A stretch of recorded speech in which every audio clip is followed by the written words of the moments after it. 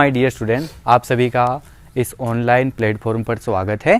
आज हम पुनः आपके ऑप्टिक्स का पार्ट नंबर 36 लेकर आए है ना, जो बीएससी सेकेंड ईयर और बीएससी बीएड सेकेंड ईयर के अंदर पूरा का पूरा सिलेबस चेंज है ना, कोई भी टॉपिक बाहर से नहीं। तो आज अपन पढ़ेंगे, आपको पता है पीछे वाले पार्ट में अपन थोड़ा रिमाइंड करते हैं, पार्ट नंबर 35 जो अपन ने पढ़ा था उसके अंदर आपका टॉपिक था यंग डबल स्लिट प्रयोग। यंग डबल स्लिट प्रयोग, तो उसके अंदर क्या था, सबसे पहले यहाँ पर S एक वर्णी प्रकाश स्रोत था, इसके जस्ट आगे दो स्लिट थे S1 और S2, जिसको अपन कला संबंध स्रोत भी बोलते हैं, और यहाँ पर एक पर्दा था है ना। तो यहाँ से प्रकाश निकला, फिर ये प्रकाश यहाँ पर दो पार्ट में डिवाइड हुआ, और बाद में आपको पर्दे पर है ना डार्क एंड चमकीली है ना दीप्त फ्रिंज, ब्राइट और डार्क आपको कंटिन्यू दीप्त और अदीप्त फ्रिंजें मिली। पहली बनी दीप्त, फिर बनी अदीप्त, फिर पुनः बनी दीप्त, फिर बनी ऐसे अदीप्त, कंटिन्यू रूप में अदीप्त और दीप्त बनी। तो आज अपन इनका फॉर्मूला निकालेंगे। ये जो फ्रिंज की चौड़ाई है ना, ये कितनी चौड़ाई है, बहुत अच्छा टॉपिक है। आज भी इस फ्रिंज की चौड़ाई का अपन सूत्र निकालेंगे। यंग डबल स्लिट के अंदर ही है जो फ्रिंजे बन रही, उसकी चौड़ाई का सूत्र कितना हो जाएगा, है ना। तो अपना टॉपिक हो जाएगा फ्रिंज चौड़ाई का सूत्र, फॉर्मूला ऑफ फ्रिंज विड्थ। जो फ्रिंज जो आ रही ना उसकी ब्रेथ कितनी हो जाएगी, है ना। तो टॉपिक हो जाएगा relation for fringe width, fringe चौड़ाई का सूत्र। जो फ्रिंज बन रही है ना उसकी चौड़ाई का सूत्र आ जाएगा आपके पास।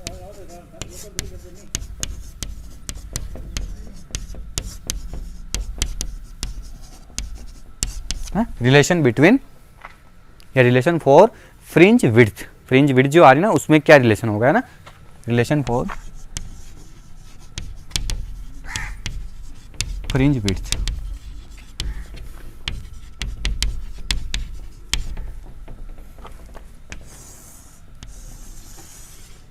Okay. Relation for fringe width, fringe चौड़ाई का सूत्र अपने को निकालना है। तो सबसे पहले अपन, आपको पता है दो क्रमागत चमकीली, लगातार दो चमकीली अथवा दो क्रमागत काली फ्रिंजों के बीच की दूरी है ना। ऐसे देखिए आप, फ्रिंज जैसे बन रही है आपकी, ये मान लिया डार्क है, पहले कौन सी बन रही, ब्राइट है ना, ब्राइट है, फिर डार्क है, फिर वापस ब्राइट है, फिर वापस डार्क है ना। तो दो क्रमागत, ये दोनों दो क्रमागत ब्राइट या दो क्रमागत डार्क फ्रिंजों के बीच की दूरी क्या कहलाती है, फ्रिंज चौड़ाई कहलाती है। तो बीटा दीप्त बनेगी एक, तो एक बनेगी आपके बीटा अदीप्त, दोनों की अपन निकालेंगे। तो चलो आइए, अपने पास हो जाएगा इसमें कि दो क्रमागत चमकीली अथवा दो क्रमागत चमकीली है ना, चमकीली मतलब चमक रही है, दो क्रमागत चमकीली यानी दीप्त, दो क्रमागत दीप्त है ना, तथा दो क्रमागत अदीप्त फ्रिंजों के बीच की दूरी, तथा दो क्रमागत अदीप्त फ्रिंजों के, दो क्रमागत अदीप्त फ्रिंजों के,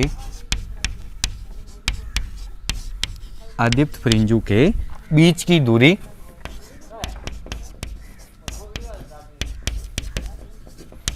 है ना। दो क्रमागत दीप्त हो गई या दो क्रमागत अदीप्त हो गई, उनके फ्रिंजों के बीच की दूरी या फ्रिंज अंतराल को, बीच की दूरी या फ्रिंज अंतराल को फ्रिंज चौड़ाई कहते हैं, है ना। फ्रिंज चौड़ाई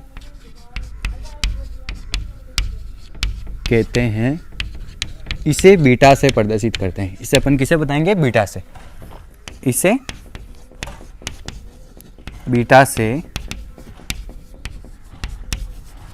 प्रदर्शित करते हैं, ओके। ये अपने पास इसकी डेफिनेशंस हो गई, और डेफिनेशन होने के बाद अब अपन डायग्राम से इसको समझेंगे, है ना। डेफिनेशंस क्या हो गई कि दो क्रमागत दीप्त है ना, ब्राइट, अथवा दो क्रमागत अदीप्त, अथवा तथा नहीं, अथवा या तो ये लो या ये लो, है ना, अथवा दो क्रमागत डार्क फ्रिंजों के बीच की जो दूरी होगी या फ्रिंज का जो अंतराल होगा वही फ्रिंज चौड़ाई कहलाता है, फ्रिंज विड्थ कहलाता है, और इसे अपन बीटा से प्रदर्शित करते हैं। चलो डायग्राम अपन इसका अपलोड कर लेते हैं। यहाँ पर देखिएगा आपका जो डायग्राम था वो ऐसे था, एस अपने पास एक वर्णी प्रकाश स्रोत था, ठीक है। फिर यहाँ से अपने पास 2 स्लिट आ गए, S1 है ना, इसको आप S1 कह सकते हो, और एक को S1 कह सकते हो आप, और एक को आप क्या कह सकते हो, S2। ठीक है, 2 स्लिट हो गए और लास्ट में आपको पर्दे के ऊपर फ्रिंजें प्राप्त हो रही है ना। ये पर्दा हो गया आपके पास, ये पर्दा है, इस पर्दे पर आपको फ्रिंजें मिल रही। तो अपन क्या करेंगे, एक सेंटर की भी ले लेते हैं अपन यहाँ पर, ये O। ठीक है, फ्रिंजें कैसे मिल रही है आपको पता है, ऐसे है ना, ऐसे मिलेगी ना, ऐसे आगे की तरफ बढ़ेगा ऐसे मान, और कंटिन्यू आपको ऐसे फ्रिंजें मिलेगी। ठीक है, और यहाँ से एक P दूरी पर कोई पर्टिकुलर एक पॉइंट है P, वो ले लेते हैं अपन कि P डिस्टेंस पर एक कोई पॉइंट है आपका, इन दोनों से है ना, यहाँ पर है ना P है, और इसकी अपन यहाँ से है ना, ये है ना, एक ये भी देख लेते हैं अपन, और एक अपन ये भी देख लेते हैं। यहाँ से L1, ये तो O हो गया, ये L2 हो गया। ठीक है, ये चीज़ भी ध्यान रखिएगा, S1 वाले पॉइंट से और S2 वाले पॉइंट से, स्मॉल d हो गया, और O से x दूरी पर है ना, O से x दूरी पर ये है, और यहाँ से है ना, यहाँ से दोनों स्लिट से पर्दे तक की दूरी आपके पास कैपिटल D, ये पर्दा हो गया है ना, और दोनों स्लिटों के बीच की दूरी स्मॉल d, दोनों स्लिट है ना S1 और S2, इन दोनों के बीच की दूरी है। डायग्राम देखिएगा, आपके फ्रिंज चौड़ाई का डायग्राम सामने कंप्लीटेड है ना, कि ऐसे एक वर्णी प्रकाश स्रोत से यहाँ से प्रकाश निकला, 2 कला संबंध स्रोत जिन्हें अपन स्लिट बोलते हैं, S1 और S2 के पास गया, दोनों के बीच की डिस्टेंस कितनी है, स्मॉल d। ठीक है, फिर अपन ने देखा कि पर्दे पर जो आपको व्यतिकरण इंटरफेरेंस जो मिल रहा है वो पर्दे पर मिल रहा है, तो पर्दे पर सेंटर पॉइंट से x दूरी पर एक बिंदु P।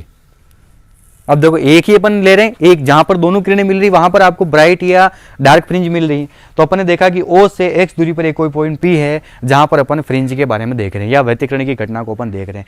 तो P से S1 की किरण पूछेगी, S1P ये पतांतर हो गया, और एक कौन से हो गया, S2 से यहाँ पर जब दोनों मिलेगी ना P बिंदु पर, तब जाकर अपना सारी चीजें होगी। तो चलो आइए इस डायग्राम को देखते हो, अपन आगे चीजें बनाते हैं कि माना S एक वर्णी प्रकाश स्रोत है, माना S एक वर्णी प्रकाश स्रोत है,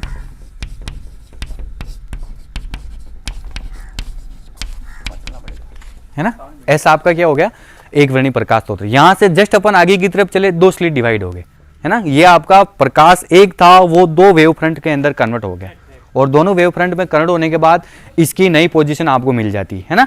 फिर यहां से वापस आपका प्रकाश चला, और अपन ने मान लिया कि पॉइंट सेंटर बिंदु O से x दूरी पर कोई बिंदु P है, दिख रहा डायग्राम के अंदर कि सेंटर बिंदु O से x दूरी पर कोई बिंदु P है, जहां जाकर ये आपका पॉइंट मिल जाता है ना। तो अपन इसमें लिखेंगे कि इससे समान दूरी पर स्थित, इससे समान दूरी पर स्थित 2 स्लिट दे रखे आपको, इससे समान दूरी पर स्थित S1 व S2 2 स्लिट हैं,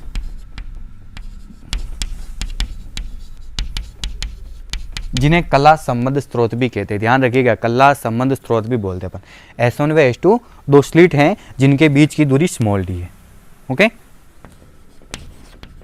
जिनके बीच की दूरी क्या है, स्मॉल d है। स्मॉल d दोनों के बीच की दूरी है, कैपिटल D पर स्रोत से S1 S2 स्लिट से पर्दे तक की दूरी है ना। फिर उसके बाद देखिए, इन स्रोतों से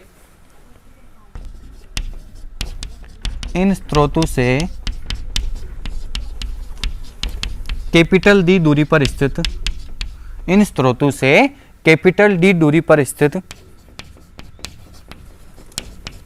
कैपिटल D दूरी पर स्थित पर्दे पर व्यतिकरण प्रारूप उत्पन्न होता है। कैपिटल D दूरी पर स्थित पर्दे पर व्यतिकरण प्रारूप उत्पन्न होता है,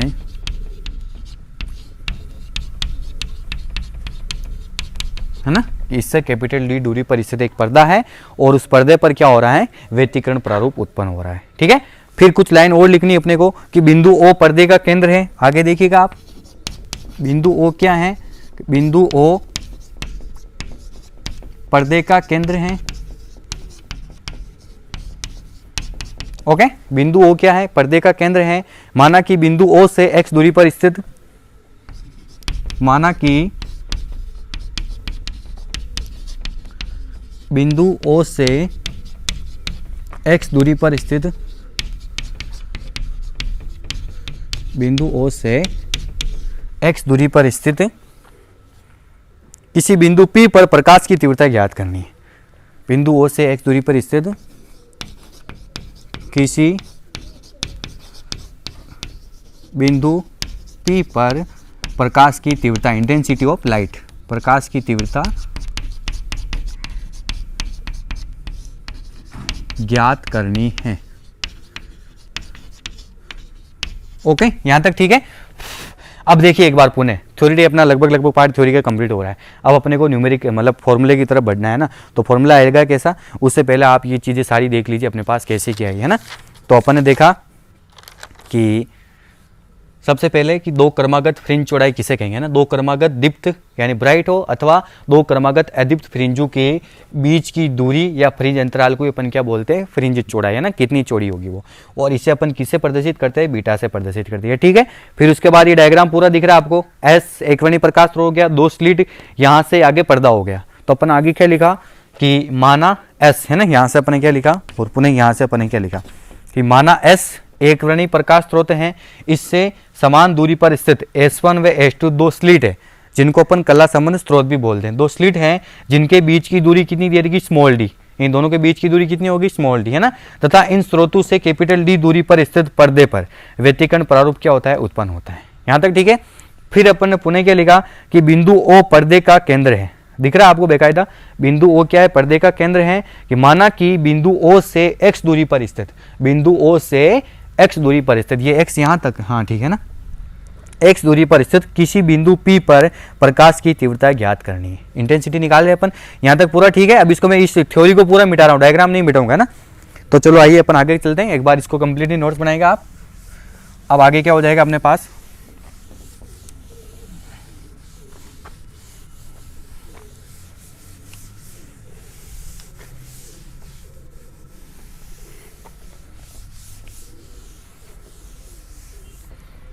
ओके। तो अब अपन देखेंगे कि P पर ज्ञात करनी है। तो अतः P पर पहुंचने वाले, P पर S1 व S2 से पहुंचने वाले, S1 व S2 से पहुंचने वाले है ना, P पर S1 व S2 से पहुंचने वाली तरंगों के मध्य पथांतर ज्ञात करते हैं। से S1 व S2 से पहुंचने वाली तरंगों के मध्य पथांतर ज्ञात करते हैं। सबसे पहले अपन पथांतर ज्ञात करेंगे, तरंगों के मध्य पथांतर ज्ञात करते हैं।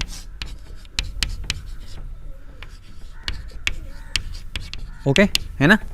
तो S1 और S2 से P पर, कहाँ से, S1 और S2 से पूछने वाली तरंगों के मध्य अपन पथांतर निकालेंगे। तो सबसे पहले PL1, सबसे पहले कुछ वैल्यू निकाल लेता हूं मैं। डायग्राम से देखिए आप कि मेरे को अगर PL1 चाहिए है ना, मेरे को क्या चाहिए, PL1। तो PL1 निकालने के लिए मेरे को जरूरत पड़ेगी, तो PL1 के लिए मैं कर सकता हूं कि PO में से मैं माइनस कर दूं OL1 है ना, PO इसमें से मैं माइनस कर दूं OL1, तो क्या आ जाएगा आपके पास, PL1 आ जाएगा। ये O कितना है, x है। लेकिन देखिए ये आपको पता है एक चीज होनी चाहिए कि ये यहां से यहां तक पूरा कैपिटल D, इसका मतलब ये आधा क्या हो जाएगा, बीच में ये D/2 है ना, ये यहां से यहां तक, ध्यान रखिएगा D/2, और ये भी कितना हो जाएगा, D/2 हो जाएगा यहां से ये पूरा है ना। तो आपके पास क्या हो जाएगा कि x माइनस D/2, ये आगे रखने में काम आएगा इसलिए इसको निकाल लिया। इसी प्रकार एक आप निकाल लिया इसका PL2 निकालेंगे एक अपन। तो PL2 कितना हो जाएगा आपके पास कि PO plus L2, PO plus OL2, यानी एक मान आ जाएगा आपके पास x प्लस D/2। एक तो x माइनस D/2 हो गया और ये क्या हो गया आपके पास x प्लस D/2, दोनों मान कंप्लीट है। अब अपन निकालेंगे वही, क्या निकालना आपको, S1P और S2, S1 और S1 से पहुंचने वाली तरंगों के मध्य अपने को पथांतर निकालना है। तो अपन देखेंगे कि समकोण त्रिभुज, राइट ट्राइंगल आपके पास है, समकोण त्रिभुज जो पहला बन रहा आपका वो है PS1L1, समकोण त्रिभुज PS1L1 से, है ना। जैसा कि आपको पता है समकोण त्रिभुज PS1L1 से अपन क्या लिख सकते हैं कि S1P, यही निकालना, यही पथांतर है, तरंगों का पथांतर S1P और S2P। तो S1P का होल स्क्वायर बराबर एक तो हो जाएगा आपके पास PL1 का होल स्क्वायर, है ना, और एक आपके पास वो हो जाएगा, है ना। तो S1L1 का होल स्क्वायर प्लस PL1 का होल स्क्वायर, तो आपके पास S1P का होल स्क्वायर, है ना, S1P का होल स्क्वायर हो जाएगा S1L1 ही कितना है, कैपिटल D है, तो D स्क्वायर प्लस PL1, तो PL1 आपके पास कितना है कि x माइनस D/2 का होल स्क्वायर, ये हो जाएगा D square x minus D/2 का होल स्क्वायर, है ना। आप चाहो तो यहां से अगर D स्क्वायर कॉमन ले लो तो पूरा बाहर, तो आपके पास हो जाएगा S1P का होल स्क्वायर बराबर, इस पूरे में से अगर आप D स्क्वायर बाहर कॉमन ले लो तो अंदर आपके पास बच गया 1 प्लस x माइनस D/2 का whole square upon D square. इसके नीचे नहीं है ना, तो इसके नीचे चला जाएगा D स्क्वायर, ओके। इसके नीचे क्या हो गया, D स्क्वायर कॉमन है, तो आप अगर यहाँ से S1P निकालो, है ना, S1P अपने को निकालना, तो S1P का मतलब इधर अंडर रूट हो जाएगा, ये तो D हो गया, और अंदर कितना हो जाएगा 1 प्लस x माइनस D/2 का whole square upon D square, इसकी पावर 1/2, इसकी पावर कितनी हो जाएगी 1/2। अब देखिए यहाँ पर कुछ द्विपद प्रमेय से अपन सोल्व कर रहे हैं, है ना। द्विपद प्रमेय आपने पढ़ी ना, बाइनोमियल थ्योरम, है ना। द्विपद प्रमेय क्या होती है, 1 प्लस एक्स की पावर n होती है ना, तो आप इसको सोल्व करोगे तो 1 प्लस nx प्लस ऐसे मान कंटिन्यू बढ़ता जाता है, तो यही अपन इसको भी सोल्व करेंगे अपन, है ना, द्विपद प्रमेय से। तो अब क्या कि जगह कम है तो मेरे को मिटाना पड़ेगा इस वैल्यू को भी, है ना। एक बार ये हो गया कंप्लीटली, अब इसको मैं पुनः मिटाऊंगा, या एक ट्रायंगल और लेंगे अपन, इसलिए अभी डायग्राम को अपन नहीं मिटा सकते, है ना। तो यहाँ तक ठीक है, ये आपके पास वैल्यू ऐसे आ गई, है ना। तो अब अपन इसको खोलेंगे और खोलने के बाद अपने पास एक नई वैल्यू आएगी, उसको अपन देखेंगे, तो है ना। यहाँ तक देखिएगा आप। अब देखिए अपने पास क्या आया कि PL1 निकाल लिया अपन ने, PL2 निकाल लिया, डायग्राम से दोनों निकाल लिया। तो सबसे पहले लिया मैंने समकोण त्रिभुज PS1L1 से, कौन सा, समकोण त्रिभुज PS1L1 से। तो S1P का होल स्क्वायर बराबर S1L1 का होल स्क्वायर प्लस PL1 का होल स्क्वायर, ही होगा। तो S1L1 का होल स्क्वायर प्लस PL1 का होल स्क्वायर, तो S1P बराबर S1L1 कैपिटल D का होल स्क्वायर प्लस PL1 क्या है, x माइनस D/2 का होल स्क्वायर, ओके। तो इन दोनों में से कैपिटल D स्क्वायर बाहर कॉमन आ गया, तो अंदर क्या बच गया 1 plus x minus D/2 upon capital D square का होल स्क्वायर, ठीक है। तो फिर अपन ने इसका अंडर रूट ले लिया, वर्गमूल कर लिया, तो S1P बराबर कैपिटल D, ये ऐसा कैसे, अंदर क्या हो गया 1 plus x minus D/2 upon D square का होल स्क्वायर, इसकी पावर कितनी लगी 1/2, है ना। ये पावर है, ध्यान रखिएगा, ये इसकी पावर लगी 1/2। अब अपन इसको वही बायो जो द्विपद प्रमेय है ना, उससे अपन इसको खोलेंगे, तो आपके पास आगे क्या हो रहा है, देखो सेकंड बार इसको मिटा रहा हूँ बोर्ड को मैं। अभी अपने को इसकी जरूरत है ना, तो पूरा अपनी अभी कंप्लीटली सोल्व नहीं कर सकते हैं, अभी अपने को कुछ वैल्यू की जरूरत है ना। अब देखिए आगे, आप इसको बाइनोमियल थ्योरम से सोल्व कीजिए, तो आपके पास हो जाएगा S1P equal to capital D जो बाहर चल रहा है उसको आप ऐसे कैसे बाहर चलने दीजिए, अंदर क्या हो जाएगा आपके पास 1 प्लस, ये पावर अंदर जाएगी, तो 1 प्लस 1/2 और x माइनस D/2 का whole square upon capital D square plus और भी खुलेगा आगे मान, लेकिन हमने आगे क्यों नहीं खोला, क्योंकि आगे नहीं खोलने का मतलब, अब आप एक चीज देखिए, x माइनस उससे भी अपन D/2 को माइनस कर रहे हैं, x इतना सा पार्ट है, उसमें से आप पुनः इतने से पार्ट को और माइनस करो तो वैल्यू बस इतनी सी और कम हो रही है आपके पास, और कैपिटल T पर्दा बहुत दूर होता है, ये तो अपने डायग्राम बनाए, यहाँ पर पर्दा बहुत दूर होता है, तो अपन लिख सकते हैं कि चूंकि यहाँ पर एक मान आएगा कि चूंकि x माइनस D/2 है ना, वो बहुत ही छोटा होगा किससे, कैपिटल D से, और ऊपर से इसका स्क्वायर भी हो रहा है, कैपिटल D का क्या हो रहा है, स्क्वायर भी हो रहा है, इससे बहुत क्या होगा, छोटा होगा। तो अपन इसकी आगे वाली घातों को, है ना, तो आगे वाली घातों को नगण्य ले लेंगे, आगे वाली घातों को नगण्य लेने पर, इस कंडीशन में ना, आगे वाली घातों को नगण्य लेने पर, ओके, ले लेते हैं नगण्य। तो आगे वाली घातों को नगण्य लेंगे, तो अपने पास हो जाएगा S1P बराबर, आप चाहो तो D को अंदर भी भेज सकते हो, है ना, ये अपन क्या करेंगे लास्ट में, अच्छा D को अंदर भेज के सोल्व कर लेंगे, ओके। तो ये D अंदर क्या हो गया 1 प्लस ये इसके साथ जुड़ जाएगा, तो x minus D by two का whole square upon 2d²। Okay, ये हो गया।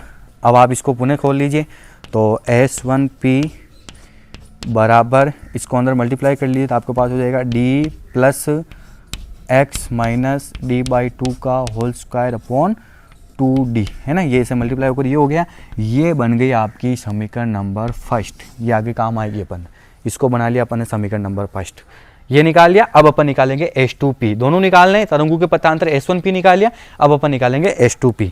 तो नीचे से पुनः मिटा रहा हूं। तो अब देखिए आप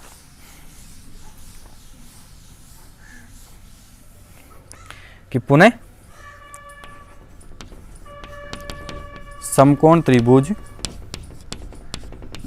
पुनः समकोण त्रिभुज कौन सा हो जाएगा आपके पास, PH2L2 में, PH2L2 में। ये देखिए आप PH2L2 में, तो वही H2p का होल स्क्वायर क्या हो जाएगा आपके पास, H2p का होल स्क्वायर बराबर उधर हो गया आपके पास H2L2 का होल स्क्वायर प्लस PL2 का होल स्क्वायर। मान रखिए तो इधर तो आपके पास चलेगा H2p का होल स्क्वायर, ठीक है, बराबर H2L2 पुनः वही कैपिटल D का होल स्क्वायर, कैपिटल D का होल स्क्वायर प्लस PL2, तो यहाँ पर हो जाएगा x plus D by to, ऊपर था x minus D by to, तो यहाँ हो जाएगा आपके पास x plus D by two का होल स्क्वायर, ठीक है। ये हो जाएगा। आप इस पूरे ब्रैकेट में से d² बाहर कॉमन लीजिए जैसे अपन ने लिया। अब देखिए, अब अपने को डायग्राम की जरूरत नहीं है, अब मैं डायग्राम मिटा सकता हूँ। ये लाइन यहाँ शेड करना है ना, यहाँ पर आगे वाली घातों को नगण्य मानने पर, इसलिए अपन ने ये किया। तो इस लाइन को मैं मिटा रहा हूँ और यहाँ पर आप आगे देखिएगा, डायग्राम की भी अपने को जरूरत नहीं है। तो अब अपने पास क्या हो जाएगा आगे, यस, तो यहाँ से आप देखिए H2p का होल स्क्वायर बराबर d² बाहर कॉमन ले लिया, तो अंदर क्या बच गया आपके पास, यहाँ से तो 1 प्लस ऊपर बच जाएगा x plus D by two का होल स्क्वायर अपो नीचे कितना आ जाएगा d²। ओके, अब पुनः इसका वर्गमूल कर लीजिए, तो H2p बराबर d, इधर तो d हो गया और अंदर क्या हो गया 1 plus x plus D by two का whole square upon capital D², इसकी पावर वही 1/2, ठीक है। पुनः वही द्विपद प्रमेय से इसको अपन अंदर भेजेंगे, तो आपके पास हो गया H2p बराबर d 1 plus 1/2 d² x plus D by two का होल स्क्वायर, ठीक है। और पुनः ये मान ऐसे कंटिन्यू चलेगा, तो अपन पीछे वाले मान को नगण्य मान लेंगे। तो अपने को पता है कि चूंकि x plus D by to ये मान बहुत ही छोटा है किससे, कैपिटल D से, तो इसकी आगे वाली घातों को नगण्य मानने पर, आगे वाली घातों को सारों को अपन नगण्य मान लेंगे, तो आपके पास हो जाएगा H2p बराबर, इस d को भी आप अंदर भेज लीजिए, या एक बार तो अपन ऐसे कैसे लिखेंगे d 1 plus x plus D by two का whole square upon 2d²। Okay, एक बार बोर्ड पुनः आपका कंप्लीट हो गया, मिटेगा, है ना। बस आपको देखिए मैं सारी लाइनें कंप्लीटली लिख रहा हूँ, मैं यहाँ पर छोड़ कुछ नहीं रहा हूँ, है ना, ताकि आपको क्या है कि समझने में इनको आसानी रहेगी, कोई समस्या नहीं आएगी, इसलिए अपन सारी लाइनें कंप्लीटली सोल्व कर रहे हैं ना। तो अब देखिएगा आपके पास सबसे पहले S1p बना। S1p कैसा है ये पूरा, कि S1p बराबर capital D 1 plus 1/2 x minus D by two का होल स्क्वायर d² प्लस आगे और घात आएगी, लेकिन चूंकि x minus D by to मान बहुत ही छोटा होगा कैपिटल D से, तो इसकी आगे वाली घातों को अपन क्या करेंगे, नगण्य मान लेंगे, इसका मतलब यहीं तक लेंगे अपन। तो S1p बराबर D 1 plus x minus D by two का होल स्क्वायर अपॉन 2d²। इस d को अंदर भेज दिया, तो d को अंदर भेजने के बाद आपके पास एक नई इक्वेशन बन गई S1p इस रूप में। S1p हो गया। अब अपने को H2p भी निकालना, तरंगों के मध्य पथांतर, तो पुनः समकोण ट्रायंगल PH2L2 में H2p का होल स्क्वायर बराबर H2L2 का होल स्क्वायर प्लस PL2 का होल स्क्वायर। मान रख दिया अपन ने H2p का होल स्क्वायर ऐसा कैसे ही, H2L2 की जगह d का स्क्वायर प्लस इसकी जगह x plus D by two का होल स्क्वायर, तो इसको अपन ने d² बाहर कॉमन ले लिया यहाँ पर। तो आगे देखिए इधर लिखा अपन है H2p का होल स्क्वायर बराबर d² बाहर कॉमन 1 प्लस उधर तो हो गया x plus D by to, नीचे d² आ गया। इसको वापस पुनः अपन ने बाइनोमियल थ्योरम से खोला, या एक बार अपन इसका अंडर ले लिया, H2p बराबर d, इधर 1/2 पावर लग गई, इसको अपन ने पुनः बाइनोमियल थ्योरम से खोला, ऐसे खुल गया। फिर इसकी आगे वाली घातें अपन ने नगण्य मान ली, यहाँ तक ये ठीक है। अब मैं इधर से मिटा रहा हूँ, समीकरण 2 माइनस 1 तरंगों के मध्य पहली समीकरण अभी अपने को चाहिए ना, लेकिन एक बार मैं इसको मिटा देता हूँ यहाँ से। ओके, तो अब आपके पास हो जाएगा H2P बराबर D को अंदर मल्टीप्लाई कर लीजिए, तो D plus X plus D by two का whole square upon 2D, equation number second. तो ये दोनों S1P और H2P आ गई। अब अपन निकालेंगे तरंगों का पथांतर। तो देखिए ये वाली ज्यादा लंबी है, तो पथ का अंतर कितना आ रहा है, इसमें से इसको माइनस करेंगे, तब जाके एग्जैक्ट अपने पास पथांतर आ जाएगा। तो समीकरण 2 माइनस 1, जो सबसे ज्यादा मान होता है उसको अपन उससे माइनस करते हैं। तो समीकरण 2 माइनस 1, तो यानी H2P माइनस S1P, यही तरंगों का पथांतर हो जाएगा, बराबर पहले ये D plus X plus D by two का होल स्क्वायर अपॉन 2D, फिर उसके बाद माइनस पहला वाला हो रहा है तो माइनस होकर माइनस मैं लिखूंगा, इधर से मिटा लेता हूँ ना, अब इसको भी मिटा रहे हैं अपन, नोट्स कंप्लीटली बनाएंगे आप ताकि आपको कोई समस्या ना हो। इधर से इसको भी मिटा लेते हैं, और अब अपने पास एग्जैक्ट जो चीज़ हो जाएगी वो हो जाएगी माइनस पहले वाला मान, पहली इक्वेशन, तो D minus x minus D by two का होल स्क्वायर अपॉन 2D। अब देखिए D से आपका D कट गया है ना, D से आपका D कट गया, ये प्लस का ये माइनस का कट गया। अब ये जो मान है ना 2D को बाहर ले लीजिए आप कॉमन, तो आपके पास हो जाएगा H2P minus S1P, H2P minus S1P बराबर 1 अपॉन 2D, बाहर कॉमन, अंदर जो बचा ना x plus D by to के होल स्क्वायर को इसको a प्लस बी के होल स्क्वायर से खोल दीजिए, तो x square plus D square by 4 plus एक बार हो जाएगा x और d, XD हो जाएगा, 2XD करेंगे, 2 से 2 कट गया, फिर उसके बाद इसको खोलेंगे अपन तो माइनस, माइनस से ये पूरा ब्रैकेट मल्टीप्लाई हो रहा है। चलो एक बार इसको अपन ऐसे कर लेते हैं, x square plus D square by 4 minus XD, है ना, ये खुल गया। ठीक, अब जो कटता है उसको आप काटिएगा कि ये कट जाएगा और ये प्लस का ये माइनस हो जाएगा, माइनस से मल्टीप्लाई ये कट गया, लेकिन ये नहीं कटेगा तो ये दोनों जुड़ जाएगा। तो आपके पास H2P माइनस S1P, जिसको अपन पथांतर बोलेंगे, वो हो जाएगा आपके पास 1 अपॉन 2D इंटू XD, और XD दोनों जुड़कर 2XD, तो 2 से 2 कट गया, तो आपके पास जो पथांतर आया ना, तो वो पथांतर आपके पास कितना हो जाएगा, तो पथांतर आपके पास हो जाएगा, अब यहाँ से अपन सूत्र निकालेंगे, तो जो पथांतर है ना वो पथांतर आपके पास कितना हो जाएगा, इसी को अपन बोलते हैं H2P माइनस S1P बराबर 2 से 2 कट गया, ऊपर तो x small d upon capital D। अब इस पथांतर का अपन रोल करेंगे, अब अपन निकालेंगे वास्तविक फ्रिंज चौड़ाई। यहाँ तक ये पूरा निकाल लिया है ना, अब अपन निकालेंगे। देखिए 2 बार ऐसे अपना बोर्ड भरा, फिर इधर भरा, फिर अपन ने पूरा कंप्लीटली ऐसे भरा, और अब अपन ऐसे भरकर लास्ट निष्कर्ष तक पहुंचे ये तक। कैसा है आपको पता, समीकरण 2 बनी 2 माइनस 1 यानी H2P माइनस S1P, तो ये दूसरी का मान है माइनस ये पहली वाले का मान, D से D कट गया, 2D जो था उसको अपने बाहर कॉमन ले लिया, तो 1 अपॉन 2D, इसको a प्लस बी के होल स्क्वायर से खोल लिया, सामने खुला हुआ है, ये भी a प्लस बी के a माइनस बी के होल स्क्वायर से खुल गया, जो करता उसको अपने अंदर ही काट लिया, ये XD, ये माइनस माइनस प्लस हो जाएगा तो 2XD, तो इसका मतलब पथांतर कितना हो गया, H2P माइनस S1P बराबर XD अपॉन कैपिटल D। अब अपन सोल्व करते हैं दीप्त फ्रिंजों के लिए क्या होगा और अदीप्त फ्रिंजों के लिए क्या होगा। तो इसी के अंदर है ना, अलग से नहीं है, तो इसी के अंदर नंबर फर्स्ट डालेंगे अपन,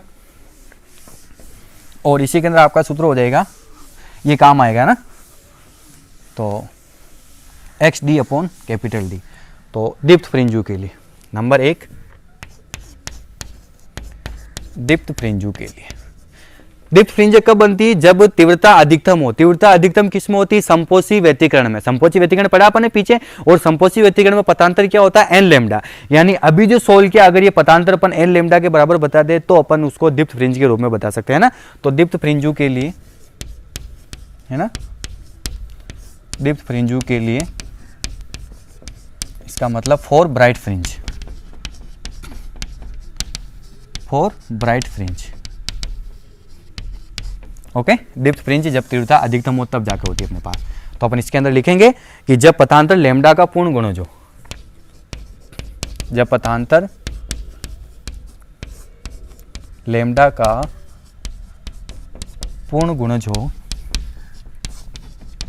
है ना, जब पथांतर लैम्डा का क्या हो, पूर्ण गुणज हो, अर्थात एन लैम्डा हो, अर्थात एन लेमडा हो तो पी पर एनवी दीप्त फ्रिंज बनेगी। तो पी पर दीप्त फ्रिंज बनती है। तो पी पर क्या होती है? ब्राइट फ्रिंज, है ना। पी पर दीप्त फ्रिंज बनती है। ओके, पी पर दीप्त फ्रिंज बनती है या तीव्रता अधिकतम हो, है ना, या तीव्रता भी क्या हो? अधिकतम हो, वही चीज होगी। तो अतः पी पर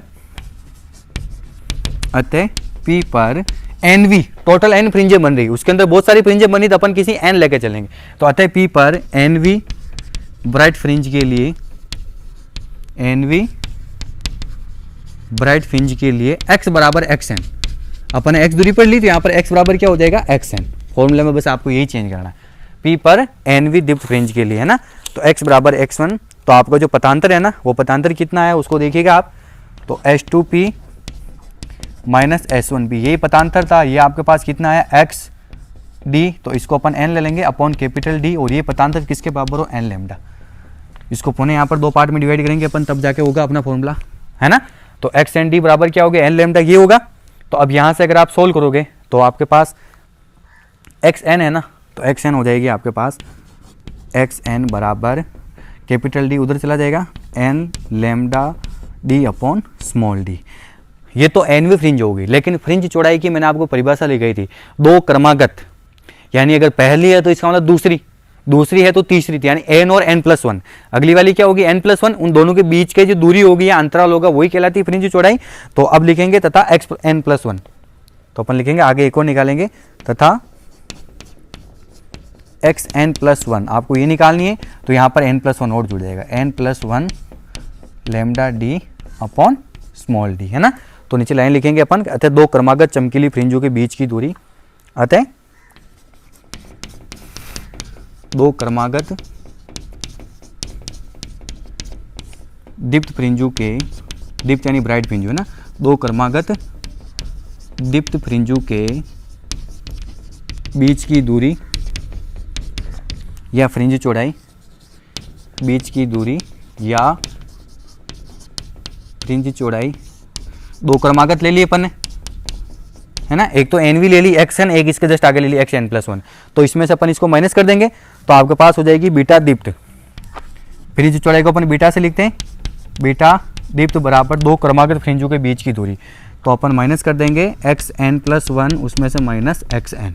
ओके, मान पुट कीजिए आप। तो बीटा दीप्त बराबर कितनी हो जाएगी? ये हो जाएगा आपके पास n+1 lambda D upon small D, नीचे स्मॉल डी आ रहा है ना, n+1 lambda D upon small D minus n lambda D upon small D. जो कॉमन है उसको आप बाहर ले लीजिए। तो बीटा दीप्त बराबर lambda D upon small D को आप बाहर ले लीजिए इस पूरे को। तो यहाँ से तो बच गया आपके पास n+1, पीछे से क्या बच गया? -n। ये -n बचेगा तो n से n कट गया, 1 बचा। तो फाइनली बीटा दीप्त जो आपकी फ्रिंज है वो कितनी आ गई? ये फॉर्मूला कंप्लीट है। देखो बीटा दीप्त का जो फॉर्मूला ना वो कितना आ गया? Lambda D upon small D. बस ये सारे दीप्त फ्रिंज के लिए यही फॉर्मूला बनेगा, बीटा दीप्त बराबर lambda D upon small D. यानी जो दीप्त फ्रिंज बन रही उसकी चौड़ाई प्रकाश की तरंग दे रही है तथा कला संबंध स्रोत S1 S2 से पर्दे तक की दूरी, दोनों के तो समानुपाती, लेकिन दोनों स्लिट है उनकी बीच की दूरी के क्या होता है? व्युत्क्रमानुपाती होता है। सारी बीटा दीप्त के लिए ऐसे ही रहेगा। ये कही एक बात और बता दूं, अदीप्त फ्रिंज भी सेम ही बनती है, यानी इसके मिला के देखा जाए जितनी सेम हाइट पर दीप्त फ्रिंज है उतनी ही सेम हाइट पर क्या बनती है? अदीप्त फ्रिंज। यानी इसका मतलब उनकी चौड़ाई भी सेम आएगी, इसका मतलब उनकी चौड़ाई भी क्या आएगी? सेम ही आएगी। तो ये आपका 4 ब्राइट फ्रिंजों के लिए आ गया, दीप्त फ्रिंजों के लिए, कि जब पतांतर लेमडा का पूर्ण गुणज हो, अर्थात क्या हो? n लेमडा हो, तो p पर दीप्त फ्रिंज बनती है ना। तो अतः p पर एनवी ब्राइट फ्रिंज के लिए x बराबर एक्शन करना आपको, तो अपने पास हो जाएगा H2P माइनस S1P बराबर xn d। ये जो इसका आया हुआ पतांतर यही बराबर हो गया n लेमडा से। तो यहाँ से अपन xn निकाल लिया, तो n lambda capital D upon small d, तथा एक आगे वाली निकालनी xn+1, तो यहाँ n+1 जुड़ गया, है ना। तो अतः दो क्रमागत दीप्त फ्रिंजों के बीच की दूरी या फ्रिंज चौड़ाई बीटा दीप्त बराबर xn+1 माइनस xn, दोनों के मान रख दिए। लेमडा डी अपॉन डी को बाहर कॉमन ले ले, यहाँ से n+1 माइनस n से n कट गया तो लेमडा डी अपॉन डी आ गया। अब ऐसा कैसे निकालते हैं अपन अदीप्त फ्रिंजों के लिए? 4 डार्क फ्रिंज। चलो आइए, इसी का सेकंड है, दोनों फॉर्मूले सेम आएंगे, तब आपका टॉपिक पूरा कंप्लीट है ना। तो इसमें ज़्यादा चेंज करने की जरूरत नहीं रहेगी ना एडिप्त फ्रिंजू के लिए, ये लिखा हुआ ना उसी में मैं कुछ चेंजेस करूँगा एडिप्त फ्रिंजू के लिए फॉर डार्क फ्रिंज, है ना। तो अब इसमें होगा कि जब पतांतर λ/2 का, जब पतांतर क्या हो λ/2 का विषम गुणज हो, λ/2 का क्या हो विषम गुणज, या यूं कहे तो n+1/2 लैम्डा हो, यहाँ पर n+1/2 लैम्डा है ना, n+λ/2 ऐसा भी अपन कह सकते हैं, λ/2 हो जाएगा, यहाँ तो n लैम्डा था, यहाँ जुड़ जाएगा आपके पास n+λ/2 हो, तो P पर एडिप्त कौन सी फ्रिंज बनेगी, P पर, यहाँ पर H जुड़ा है ना, तो P पर एडिप्त फ्रिंज बनती हैं। तो अतः P पर NV डार्क फ्रिंज, ब्राइट की जगह क्या हो जाएगा डार्क, P पर NV डार्क फ्रिंज के लिए x बराबर x डैश, तो यहाँ पर अपन इसको x डैश भी ले सकते हैं, यहाँ पर आप इसको x डैश ले लीजिए, क्योंकि अपन x उसके लिए ले लिया ना, x अपने बीटा के लिए लिया, तो यहाँ पर x डैश ले लेंगे, तो H2P माइनस H1P बराबर x dash n d upon यहाँ पर क्या हो जाएगा n+λ/2, यही जुड़ेंगे, यहाँ पर क्या जुड़ जाएगा आपके पास n+λ/2, ठीक है। या आप इसको पुनः चेंज कर सकते हो, कैसे, थोड़ा सा इसमें चेंजेस होगा अपने पास, तो ना इन दोनों को मैं मिटा देता हूँ, ओके। तो यहाँ से अगर आप x डैश n निकालते हो ना, तो आपके पास हो जाएगा x डैश n बराबर, इसको है ना आप 2n+λ भी लिख सकते हो, है ना, 2n+λ, λ/2 को इन्होंने बाहर कॉमन ले लिया है ना, λ/2 अगर आपका बाहर कॉमन आ गया तो आपके पास होगी 2n+1 λ/2 into capital D upon small d, है ना, λ/2 capital D upon small d, ये हो गया, ठीक है। और इसी प्रकार आप x डैश n भी निकाल सकते हो, जब आप x डैश n+1 एक आगे वाली निकालोगे ना, तो आपके पास कितनी हो जाएगी, आपके पास हो जाएगी वो 2, इस n की जगह n+1 है ना, ये +1 आपका ऐसा कैसे ही, और ये हो जाएगा λd अपॉन 2d, है ना। तो अतः दो क्रमागत एडिप्त, यहाँ पर आप एडिप्त जोड़िए, दो क्रमागत एडिप्त फ्रिंजों के बीच की दोहराई या फ्रिंज चौड़ाई, इसको अपन बोलेंगे बीटा डैश। इसको थोड़ा अपन सॉल्व कर लेते हैं ना,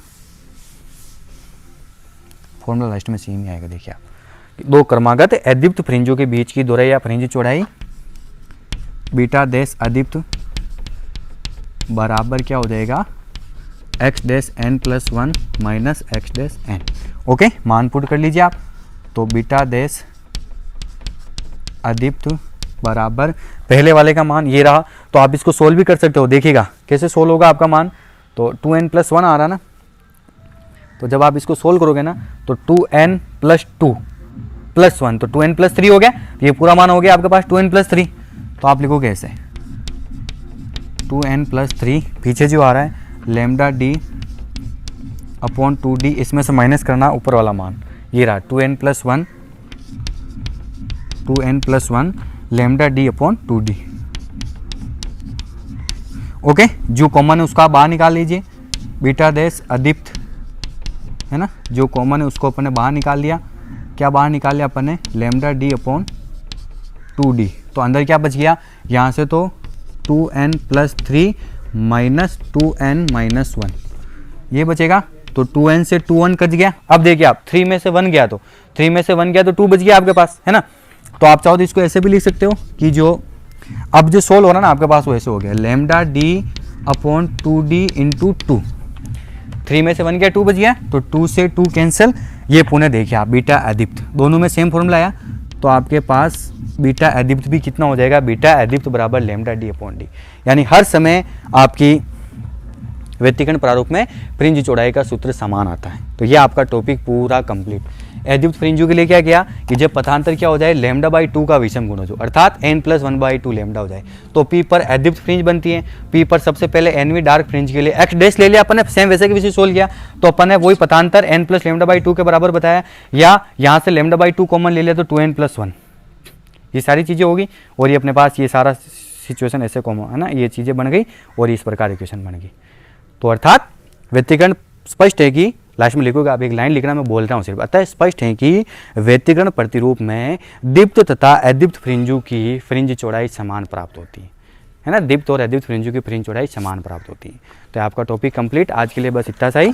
और आपका जो क्वेश्चन हो जाएगा आज का, है ना, एक बेला आपसे कंप्लीट थोड़ा बड़ा टॉपिक है, लेकिन सारी चीज़ें मैंने खोल के लिखी है ना। एक बार आप कंप्लीटली इनके नोट्स बनाइए ना, तो आपको सारी चीज़ें अच्छे से और समझ में आ जाएगी, है ना। तो आज का क्वेश्चन आपका ये हो जाएगा कि दीप्त और अदीप्त फ्रिंजों के लिए फ्रिंज चौड़ाई का सूत्र स्थापित करो। आपका बहुत बहुत धन्यवाद।